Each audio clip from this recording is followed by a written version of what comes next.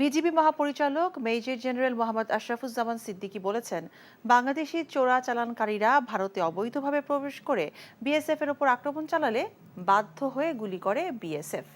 তিনি বলেন, হত্যা কোনো সমাধান নয়, প্রতিটি বাংলাদেশি নাগরিক হত্যার প্রতিবাদ করা হয়েছে। সীমান্ত হত্যা বন্ধে দুদেশ কাজ করছে বলেও জানান বিজিবি মহাপরিচালক।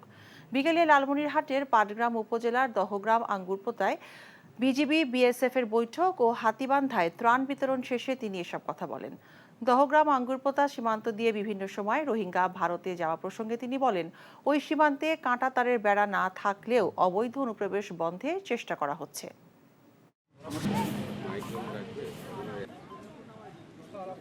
যেগুলো হয় সেগুলো জিরো লাইনের ভারতের দিকে হয়। তার মানে বিভিন্নভাবে বিভিন্ন কারণে যারা অবৈধ অনুপ্রবেশ করে তারাই দুঃখজনকভাবে মারা পড়ছে বিএসএফের হাতে। এমনকি বিএসএফের হাতে ভারতীয় চোরা কারবারি যে থাকে সেও কিছু কিছু মারা পড়ে। বিএসএফের কাছে বলছি যে হত্যা কখনো এটার কোনো মীমাংসা হতে পারে না। যাই হোক, আপনারা গ্রেফতার করবেন, আমাদের কাছে হস্তান্তর করবেন, আমরা বিচারের আওতায় আনবো। ভালোবাসাটা কি জানো? 1 মণ দুধের মধ্যে 1 ফোঁটা গরুর চোনা।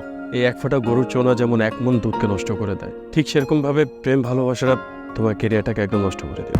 তোর জন্য কেন আমার এত টান, তুই ছাড়া কাঁদে আমার অবুঝ পরাণ।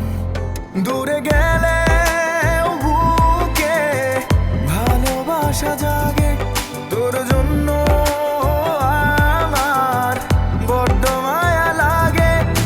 তুমি আমার কাছে টাকা চাইতেছো, সেরকম আমারও তোমার কাছে একটা চাওয়া আছে। স্যার ইভেন এটাও বলছে যে আপনি নাকি পড়াশোনা ভালো মতো শেখান না।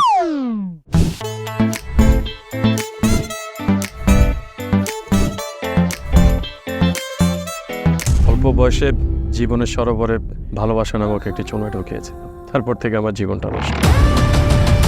মানুষের জীবনের তাগিদে মাঝে মধ্যে দূরে সরে যেতে হয়, আবার জীবনের প্রয়োজনে ফিরে আসে। আমিও ফিরবো।